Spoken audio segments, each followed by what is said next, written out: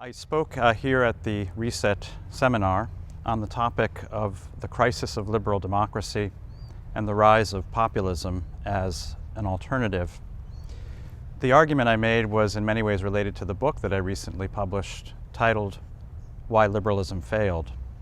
The argument of my book is that liberalism's crisis arises not in spite of liberalism, but because of liberalism, and in particular because of the success of liberalism in affecting and achieving the ends it set out to achieve. Those ends in particular were focused on the liberation of the individual from forms of life, forms of association, ways of being in the world that limited our liberty. And in order to achieve our liberty, the effort was undertaken to create institutions and organizations and transform the world in such a way that our liberty would be achieved, especially through the growth of our ability to liberate ourselves from other people and to liberate ourselves from nature. This was mainly then a political, economic, and technological project. The fruit of this project is, on the one hand, the growing liberation of individuals from each other. And this can be measured from a variety of perspectives. Our freedom from each other in terms of family life today, the likelihood of people not being married anymore, not having children, the decline of associations in our world, the freedom of people to select where they live, to be in some ways what they want to be. And in many ways we mark these as gains in our society today. But these have come at a considerable cost, and ironically those costs have been that the very structures that we created to achieve our liberty have now in many ways been understood and experienced as promoting conditions that lead to an absence of felt liberty. So we can think about, for example, the rise of a sense of illegitimacy when it comes to politics today. People increasingly feeling as if they have no control over their political lives, even as we describe ourselves as Democrats, as living in a democracy.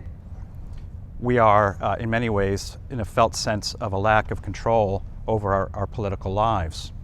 In our economic world, people increasingly come to the view that they don't control or exercise power over their economic destinies. And this is especially true for those people who are less mobile, less well-educated, on the lower end of the socioeconomic scale. And while we often look to technology as that area where we've achieved the greatest progress and the greatest freedom, in the view of, it seems to me, underlying that sentiment is also the view that technology increasingly comes to rule us. Many of the discussions today, for example, about the inevitability of automation and the replacement of people with machines seems to have this feel of a lost sense of controlling our own destiny. My argument then has been that liberalism has failed because liberalism has succeeded. What will follow liberalism, it seems to me, is one of the great questions that is animating this conference. Is liberalism sustainable, or does it in some ways provoke the crisis internal to itself that demands something else, that demands the consideration of a different way of conceiving of ourselves?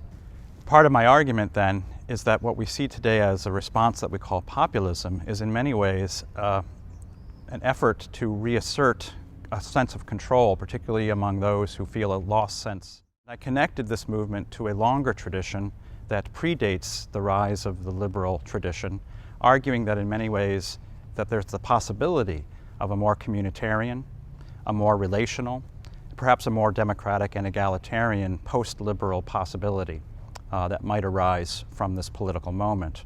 Of course, that's not destined, and we should be rightly concerned about some of its aspects, but I think with proper guidance and in many ways a stronger articulation of its possibilities, there might be the prospect of a more promising post-liberal future.